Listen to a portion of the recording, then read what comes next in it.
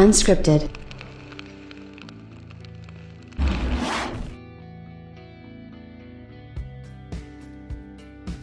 Well, we have a lot of different things to choose from in terms of which we can play, and there's obviously a plethora of stuff. Like even if you wanted to play a PS4 or an Xbox One S or whatever, I think you can still play the majority of the games being put out right now, and that's probably not going to change for a while due to like the pandemic and things like that. With that being said, it does seem an awful lot like lately, even since the start of this new generation, that PlayStation 5 games are performing better than the Xbox Series X games. Now, the Xbox Series X games tend to maybe have a little bit higher resolution, which is a little bit strange when you think about it, but then they end up having a little bit of performance issues and things like that. And now we have a developer from a pretty big studio in Remedy Entertainment actually talking about this, and it does sound pretty interesting to say the least. Now, for me personally, I find this to be fascinating because they're basically telling the truth. And when people and developers are out there telling the truth, I think it makes for a much more interesting story than having to make up things. And this is what I really enjoy about some of this kind of stuff, when people come out and they're like, hey, well, this is what happens when this company does this, or this is what happens when this company does that. And so it's nice to have like an idea of what's going on. So this is really cool stuff, and I wanted to go over it because, again, it really paints Sony in a really good position. They were much better off. They were much better off than say Microsoft in terms of putting their stuff out there when they did. So again, this is going to be something that we see probably happen more and more as time goes along. People are going to bring up stuff like tools and stuff like that, and maybe that is going to be the case. Maybe that is going to be something that needs to be changed along the way, but still seeing developers talk about this the way they do, I find it very fascinating, and hopefully you guys do too. So let's get into it. What's up, everybody? Crapgamer here with Crapgamer Reviews, back with another video. Thank you so much for checking it out. I really do appreciate it. Please like, share, subscribe. I would appreciate that as well. It helps out the channel, and it means a lot to me personally. If you guys are getting ready to support a little crappy channel like mine, the best way to do it, a simple like. It's free for you guys to do. It means everything to me, so please keep that in mind as we go forward. I'm kind of rebuilding my channel, so if you guys wouldn't mind doing that, that would be great. Shout out to all the old subscribers, new subscribers, and everybody in between. If you want to subscribe, if you want to hit the bell so you're notified of all the content as soon as it drops, all that stuff would be absolutely fantastic and much appreciated as well. So, very much appreciated. So, the Control developer thinks that Sony was definitely more ready for next generation than Microsoft. So, Sony's early development tools made Control easier to rework for the PS5 than the Xbox Series X, according to one of the game's creators. Now, developing games during the dawn of a new console generation is oftentimes difficult, and some next-generation consoles are easier to work with than others. Now, according to a Control developer, it was apparently easier to develop a game for Sony's PlayStation 5 than Microsoft's Xbox Series X. The transition to the next-gen era can be challenged for developers. In addition to developing a last-gen version of the game, studios must also build the game on the next-gen console's new hardware. This is especially true in the current transition, as the scarcity of the PlayStation 5 and Xbox Series X consoles means many gamers will still be playing the year's biggest titles on last-generation systems. However, while programming games across multiple platforms and hardware specs is certainly a challenge, some consoles make the process easier. Now, according to Remedy Entertainment Communications Director Thomas, in an interview with IGN, he said that the PlayStation 5's early development kits were easier to use for adapting Control compared to Microsoft.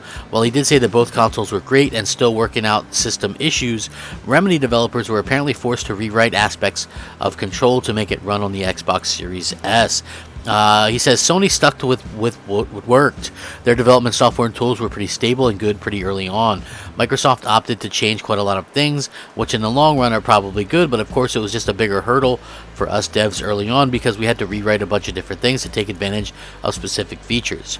He went on to say that the Xbox Series S holds developers back from taking advantage of the PlayStation 5 and Xbox Series X. This is nothing new, as developers have always been limited by the system with the lowest specs. This is because developers must ensure that their games will run on a lower end machine, as well as powerful systems such as the PS5 and Xbox Series X, while offering a uniform experience. This is a common problem, but it usually improves as developers learn the capabilities of each console. But this is not the first developer who has actually spoken out about the Xbox Series S and said that it's going to be a problem, and they're kind of having issues with this. So we'll have to see how that kind of turns out. Despite Remedy Entertainment's difficulties, Control Ultimate Edition is released for PS5 and Xbox Series X, and though some players reported at launch that it sometimes crashed on the Series X, the issue has been resolved by 505 Games with the patch, and the game appears to run smoothly on both consoles. This was another one that actually ran better on the PlayStation 5, again, but we had a situation with, you know what I mean, and you know what I'm saying, and we'll have to see how that kind of works out. But still, at the end of the day, I do think that it's going to be very, very interesting how this kind of works out long term. And I do hope that both consoles perform to the best of their ability.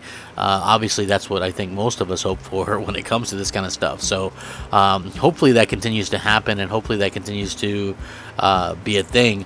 For me personally, I think that Sony was definitely better prepared for this generation. I think that before anybody goes too crazy with thinking that the Xbox Series X is more complicated being a good thing, I don't think so. I mean, if we go back and we look at how complicated, a little bit more complicated the Xbox One was to develop for than the PS4. The PS4 got better versions because of that, and sometimes the Xbox One would get like funky versions.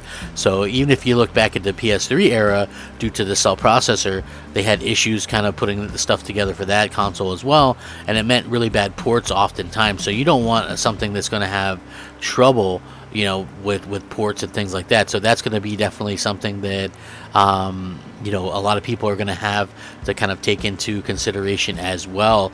And this is something that I think everybody is going to be talking about for a long time to come.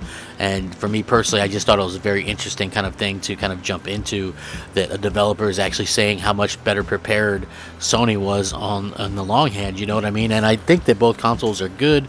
And like I said, I've very openly spoken about how I think the PlayStation 5 is definitely a huge step up from the PlayStation 4. I think the Xbox Series X is a good console too, but my problem with that is, like I've mentioned numerous times, is like the lack of games and stuff like that. So maybe that's something that you share with me, and I think that Microsoft's on the right path. Don't get me wrong, I absolutely 100% think that, and I think that they're doing the best that they can right now, but again, you just have to kind of look at where we're at, and we have to look at sort of the different changes and things like that these companies are making. It could end up being quite a dry year based on numerous things and numerous situations. So we'll have to see how that kind of pans out. For me personally, like I said, it's kind of a running joke, and you hate, like I'm struggling with myself not to really kind of make fun of the Xbox situation, because literally, as somebody who's been a fan for a long time, it's like they want you to wait for this, wait for that, wait for this, wait for that, wait for this update, wait. It's like literally you wait, and it's kind of become this kind of running joke, and I'm not really down with that. I just don't think that that's really a fun thing to do. Just waiting all the time for updates and waiting all the time for all this stuff to come out.